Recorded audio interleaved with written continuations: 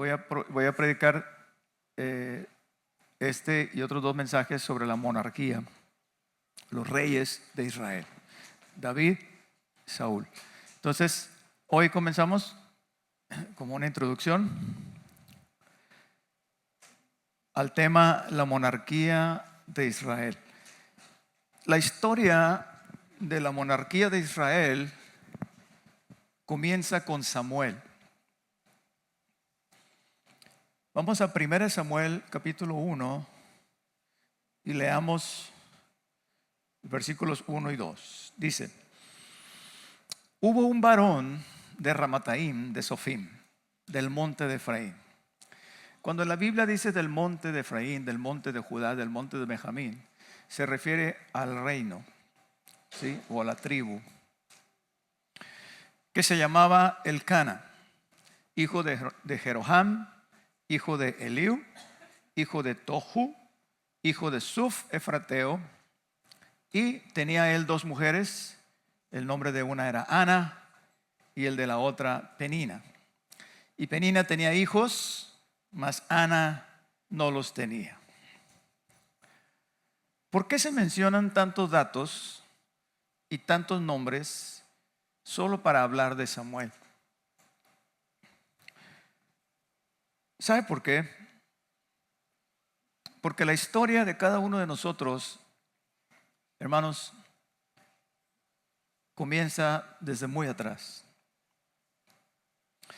Nuestro amor por la música de mi familia nos viene de mi bisabuela paterna.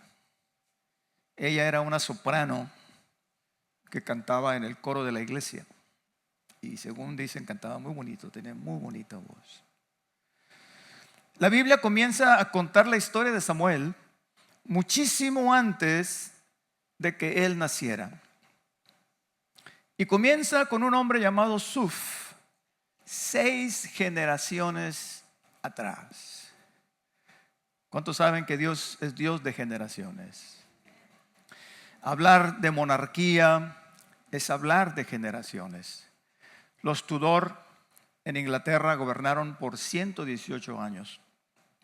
Los Habsburgo en Europa por 640, ¿sí? En casi toda Europa. Y los Borbones en España llevan más de 300 años. La monarquía de Israel duró 120 años. Fíjese qué casualidad. Según Génesis capítulo 6, 120 años es la vida del hombre, ¿sí?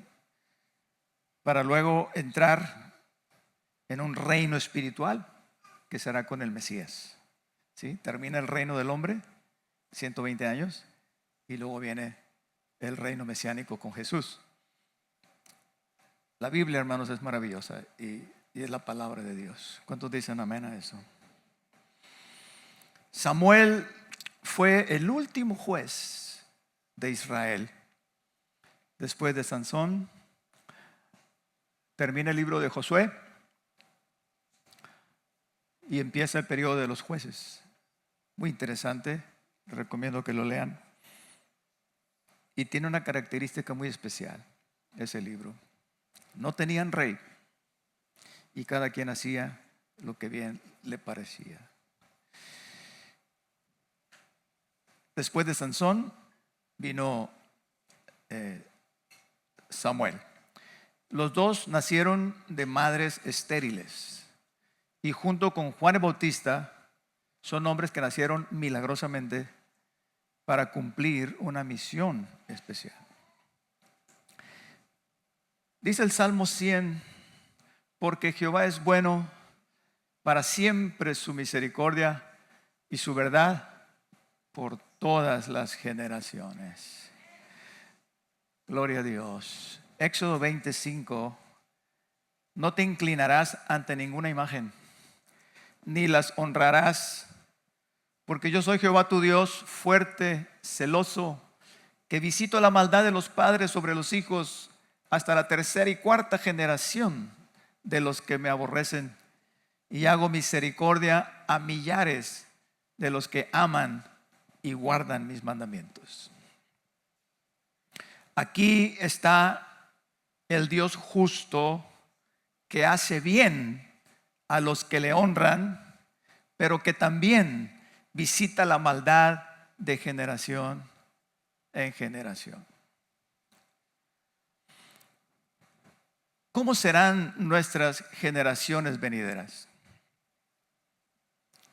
¿Qué clase de herencia estamos dejando?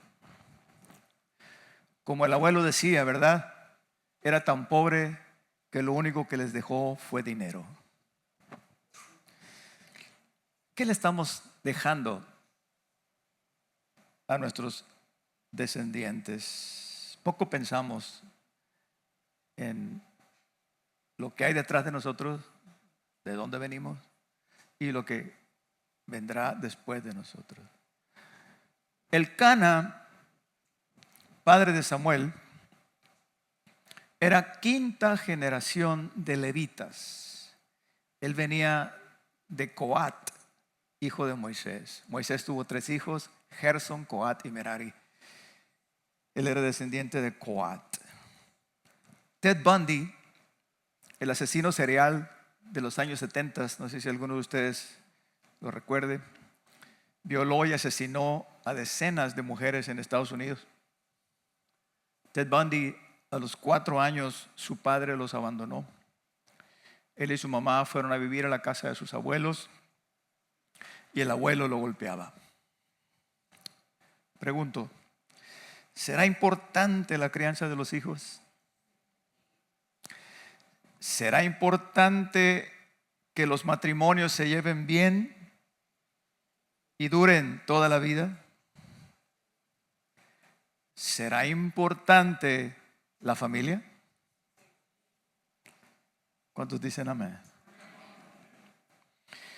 Cuando los principios establecidos por Dios para el matrimonio se pasan por alto o se minimizan, los hijos lo resienten. Elcana tenía 2 mujeres, Ana y Penina, y Ana, la madre de Samuel, era estéril. Todos conocemos la historia. Ana promete al Señor que si le da un hijo lo entregaría al servicio del templo. Nace Samuel y es entregado al sacerdote Elí. Elí, por su lado, tenía 2 hijos, también sacerdotes, pero eran cosa seria. 1 Samuel 2:12 dice: los hijos de Elí eran hombres impíos y no tenían conocimiento de Jehová. Los angelitos se comían lo mejor de la carne del sacrificio y dormían con las mujeres que velaban el templo. Elí era un padre permisivo. El Señor le dijo: has honrado más a tus hijos que a mí. El versículo 30 del mismo capítulo dice: por tanto Jehová, el Dios de Israel, le dice a Elí: yo había dicho que tu casa y la casa de tu padre andarían delante de mí perpetuamente. Mas ahora ha dicho Jehová: nunca yo tal haga, porque yo honraré a los que me honran, y los que me desprecian serán tenidos en poco. Este es un texto poderoso. Esta es una afirmación muy, muy importante que la tengamos en cuenta. Yo honraré ¿a quiénes? A los que me honran, mas los que me desprecian serán tenidos en poco. Los hijos de Elí no valoraron el sacerdocio. Eran impíos, nacidos y crecidos en la iglesia, no valoraban lo que tenían. El Señor los desecha. Resulta que Ofni y Fines, estos hijos de Elí, cargaban el arca porque era su trabajo en las batallas, en las guerras. Era cargada por los sacerdotes. Y en una batalla con los filisteos, el arca fue tomada y los hijos de Elí fueron muertos en un solo día. Cuando Elí recibe la noticia, sentado en su silla, dice la palabra de Dios que cayó de espaldas y se desnucó porque estaba gordo y pesado. Sin comentarios. Usted saca sus conclusiones. Elí cosechó lo que él mismo sembró. Amaba a Dios, pero fue muy permisivo con sus hijos. Lo más que les llegó a decir es: hijos, ¿por qué hacen eso? No hagan eso. Y era todo. Y los hijos, dice la Biblia, que no le hicieron caso. Ahora, ¿cómo eran los hijos de Samuel? Vamos a 1 Samuel 8, capítulo 8, comenzando del primer versículo. Dice: aconteció que habiendo Samuel envejecido, puso a sus hijos por jueces sobre Israel. Y el nombre de su hijo primogénito fue Joel, y el nombre del segundo Abías. Y eran jueces en Berseba. Pero no anduvieron los hijos por los caminos de su padre. Antes se volvieron tras la avaricia, dejándose sobornar y pervirtiendo el derecho. ¿Qué pasa aquí? A simple vista, pensaríamos que Samuel y Elí cojeaban de la misma pata, ¿verdad? Pero fijémonos bien. Al parecer, los hijos de Samuel no eran tan perversos como los hijos de Elí, pero eran corruptos. Sin embargo, más adelante vemos que amaban a Dios. Tenían defectos, como todos nosotros, pero conocían al Dios de su padre. No así los hijos de Elí, que textualmente dice la Biblia que no conocían a Jehová. ¿Sí? Los hijos de Samuel se llamaban Joel y Abías. Joel quiere decir Jehová es Dios, y Abías, Jehová es Padre. Por lo contrario, los nombres de los hijos de Elí significan pugilista y el otro boca de serpiente. Un nieto de Samuel, hijo de Joel, se llamó Hemán y fue uno de los cantores de David. Qué chilo, ¿cómo cantaría ese muchacho? A mí me fascina la historia de David. Me fascina porque me gusta la música, como muchos de ustedes.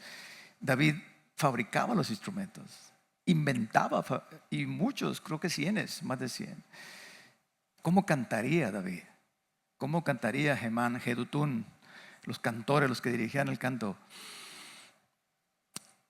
Primera de Crónicas 6:33 lo dice.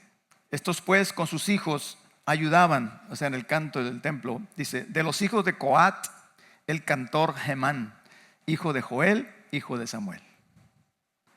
Incluso al parecer, no es seguro, pero al parecer él escribió el Salmo 88.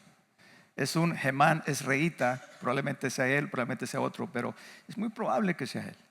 Estamos hablando de un muchacho dedicado al servicio de Dios.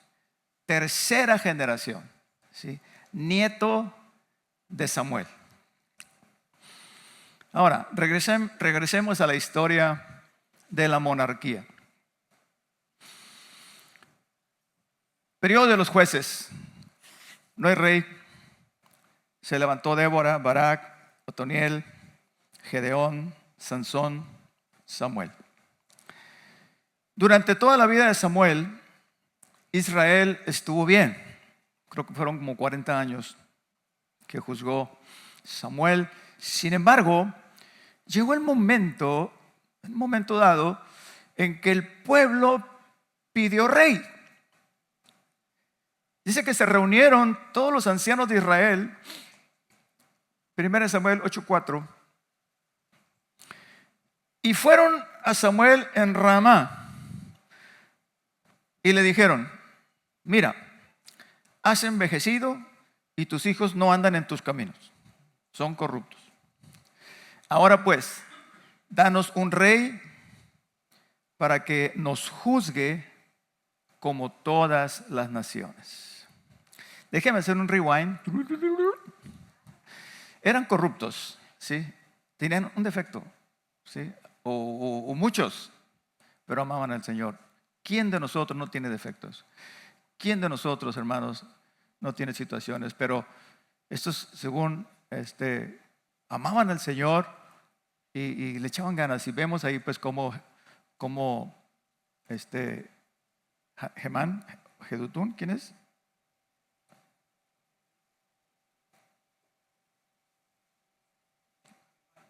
Gemán, ¿verdad?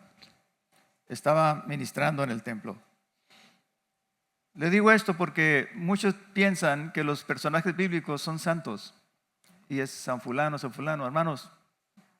Están ahí para decirnos que son seres humanos. Abraham echó mentira. David cometió adulterio y mandó matar a Urías Eteo. Salomón ni se diga. Vamos a ver la historia de ellos próximamente. Entonces, nadie somos perfectos. Lo importante es que amemos al Señor con todo nuestro corazón, ¿sí? Y que caigamos no porque queremos caer, pero tal vez por debilidad, pero seguir adelante. Amén. Amén. No los veo muy convencidos. O el que esté sin pecado, que viente la primera piedra. Todos necesitamos, por eso murió Cristo, ¿sí? Porque sabía y sabe que todos necesitamos de la gracia de Dios. Entonces, regresando a la historia, pues, el pueblo pide rey, ¿sí? Dice: has envejecido y tus hijos no andan en tus caminos. Está bien. Ahora pues, danos un rey para que nos juzgue como todas las naciones. Subraye. El mismo error de los hijos de Elí. ¿Cuál fue? Menospreciaron a Jehová.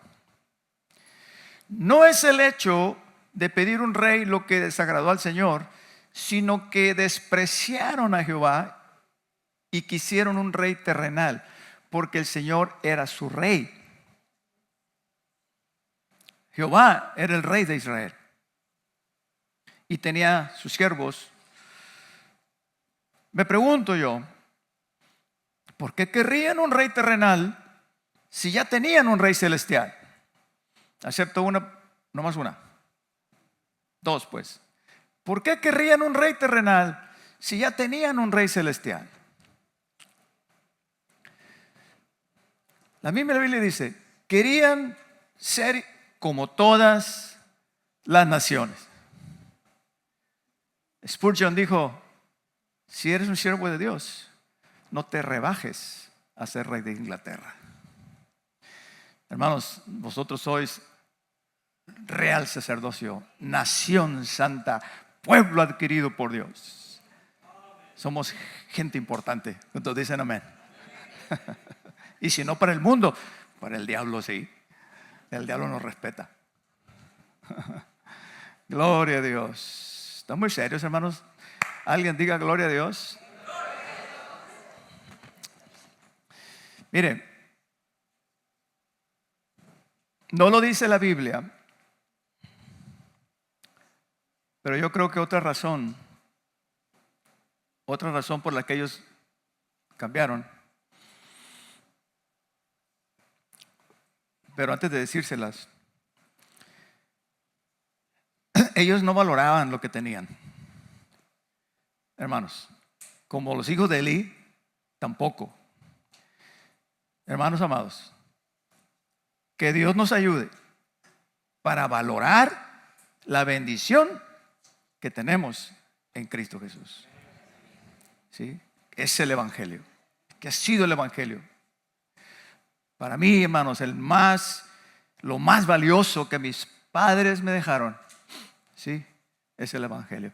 Y yo no sé usted, pero también, otra vez para mí, la herencia más valiosa que yo le pueda dejar a mis hijos, ¿sí? Es el Evangelio. Es que estén en Cristo Jesús. Yo creo, como dije, no está en la Biblia,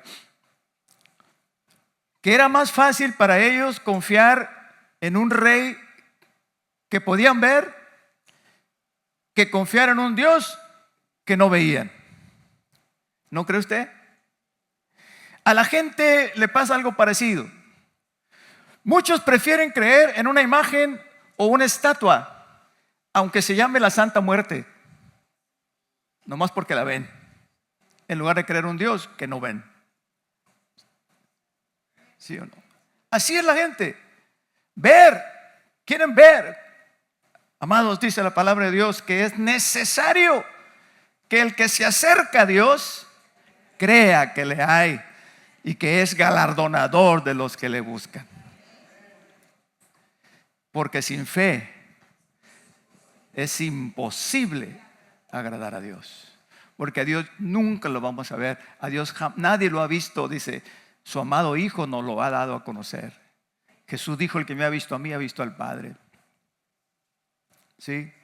Por fe andamos, amados, no por vista, pero por la fe en lo que Dios es, no en lo que Dios no es. Hay iglesias, lamentablemente, que no predican el evangelio completo. Predican el betún del pastel, las promesas, lo bonito del evangelio, pero no predican el evangelio completo. De manera que cuando suceden situaciones, la gente se pregunta, ¿pero por qué? Si yo le pedí, si yo le lloré. Y la gente tiene un montón de dudas porque creen en un Dios o en lo que no es nuestro Señor. Dios es amor, ¿sí? Dios es justo y Dios es santo, ¿sí? Aunque a veces no parezca que sea justo lo que estamos viviendo, pero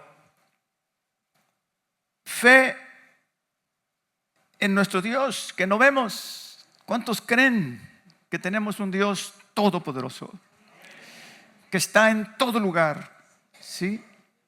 Que lo sabe todo, y lo más hermoso, que no cambia, que es inmutable, que nos ama igual si nos portamos mal y si nos portamos bien, y que todo lo que Él ha prometido, amados, lo cumplirá. Él no cambia. Esa es nuestra fe en Él, y en eso confiamos, y en Él nos agarramos. Es el asidero, la fe. Ahora bien, el pueblo pide rey. ¿Cuál fue la reacción de Dios? El Señor no riñó con ellos. El Señor los deja ir. Dice, escucha la voz del pueblo en cuanto a todo lo que te digan, porque no te han desechado a ti, sino que me han desechado a mí, para que no sea rey sobre ellos. Desecharon al Eterno y los dejó a merced de sus enemigos. Fíjese muy bien, amados, el pueblo de Israel sufrió mucho cuando se apartaban de Jehová en el tiempo de los jueces, ¿sí? Dejaban al Señor, se moría el juez y el pueblo se olvidaba del Señor. Entonces venían los enemigos y tremendo, los madianitas le robaban las cosechas. Gedeón estaba escondiendo el trigo porque llegaban y le robaban todo, ¿sí? Había hambre, causa de eso. Había llanto y dolor. Hermanos amados, la gente sufre y llora, y nos duele ver lo que está sucediendo en el mundo. Estaba viendo las noticias en Los Ángeles, las noticias en el Medio Oriente. Aquí mismo, hoy muchos hijos están sin padres, ¿sí? Y nos duele. La gente está sufriendo. Hermanos, pero es el resultado de vivir lejos de Dios. El cristianismo, acuérdese, dejó de permear el mundo hace años atrás y empezó a reinar el paganismo.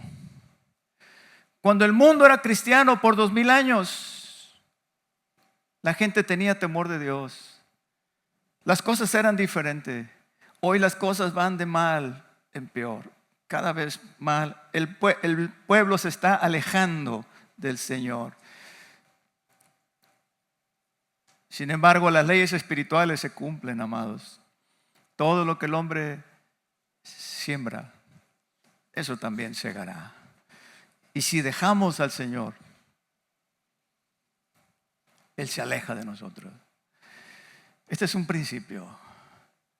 Mire, Dios no se rige por lástima ni por las emociones. Y alguien dice, me voy a alejar de Dios y Él se va a compadecer de mí, me va a tener lástima y me va a traer otra vez para atrás. No, Señor, nunca piense eso. Si usted se aleja, David le dijo a Salomón, si tú le dejares, le dijo, Salomón, hijo mío, sírvele al Dios de tu padre, ¿sí? Conoce al Dios de tu padre y sírvele con ánimo voluntario, ¿sí? Si tú le dejares, dice, si tú le buscares, le hallarás. Pero si tú le dejares, Él te desechará para siempre.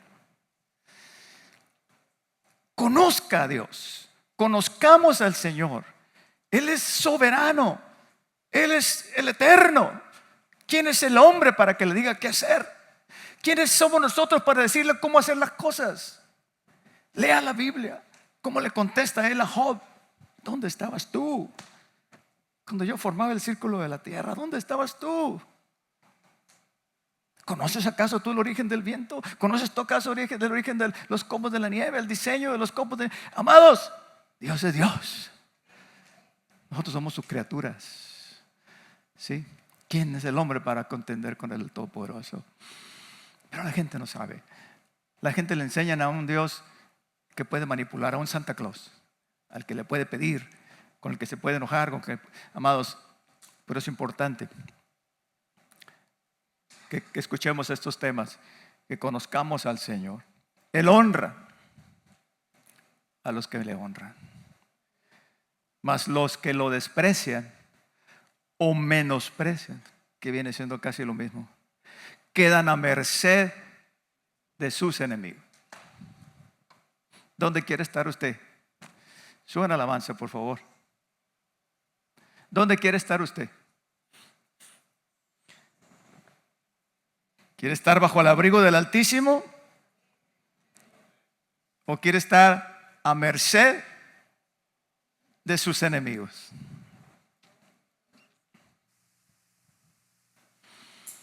Mire, los cristianos en particular tenemos 3 enemigos. 3 enemigos. ¿Quién sabe cuáles son? Por eso me gusta subirlos, porque todos empiezan a mirar a los de alabanza y ya no me apelan a mí. ¿Quiénes son los 3 enemigos del cristiano? Satanás, el mundo y la carne. Tenemos 3 enemigos y el más peligroso somos nosotros mismos. Satanás está vencido. El mundo está allá afuera, pero nosotros somos tercos y no queremos entender. El peor enemigo del hombre es el hombre mismo. Y cuando Dios nos deja a que hagamos lo que queramos, hermanos, es nuestra ruina. Cuando el hijo pródigo, cuando el padre del hijo pródigo deja ir al muchacho, dame mi herencia que me corresponde. Ahí está. Estaba permitiendo que éste le diera rienda suelta a todos sus deseos. Y así lo hizo. Usted conoce la parábola. No hay nada peor para el hombre que vivir sin reglas ni normas que rijan su vida. Tenemos la palabra profética más segura, a la cual hacemos bien en estar atentos, como una antorcha que alumbra en lugar oscuro, en medio de la ignorancia que nos rodea. No podemos quedarnos a la deriva, a merced. Dice Romanos, el apóstol Pablo en el capítulo 1, verso 28, dice que como los hombres no aprobaron tener en cuenta a Dios, Dios los entregó a una mente reprobada para hacer cosas que no convienen. Ok, me dejaste, ahí está, haz lo que tú quieras. Y el hombre, dice la palabra de Dios, maldito el hombre que confía en el hombre. Somos seres caídos, no hay nada bueno en nosotros. Necesitamos un rey que gobierne sobre nosotros. Su nombre es Jesucristo. Aleluya. Una cosa es aceptar a Jesús como nuestro Salvador. Amén. Otra cosa es someternos a Él como Señor. ¿Sí? Y otra muy diferente es tenerlo como Rey. Un Señor es dueño de su pedacito. Un Rey es dueño de todo. Y dueño hasta de la vida de los súbditos. Un Rey es dueño de todo, amados hermanos, a cambio de protección. Pero nuestro Rey no solamente nos protege, sino nos provee. Y nos conviene que sea un Rey todopoderoso para que pueda darnos todo lo que necesitamos. Que no haya nada imposible que diga, no, es que no puedo hacerte, no puedo darte esto. ¿Qué necesitas? Yo soy el Shaddai, ¿sí? El todopoderoso. Lo que tú necesites, yo te lo puedo dar. Gloria a Dios. La palabra monarca se compone de mono y arque o arqué. Significa uno que está sobre todos, uno que está sobre los demás. De aquí vienen las palabras arcángel, que está mayor que los ángeles, archiduque, arriba de los duques, arzobispo, arriba de los obispos, y archienemigo. ¿Sí? ¿Y quién está sobre todo, hermanos? ¿De quién es la tierra y su plenitud? El mundo y los que en él habitan. El rey David lo dice en el Salmo 24: de Jehová es la tierra y su plenitud, el mundo y los que en él habitan, porque él la fundó sobre los mares y la afirmó sobre los ríos. Alzado puertas vuestras cabezas, y alzaos vosotras puertas eternas, y entrará el Rey de gloria. ¿Quién es este Rey de gloria? Jehová de los ejércitos. Él es el Rey de la gloria. Aleluya.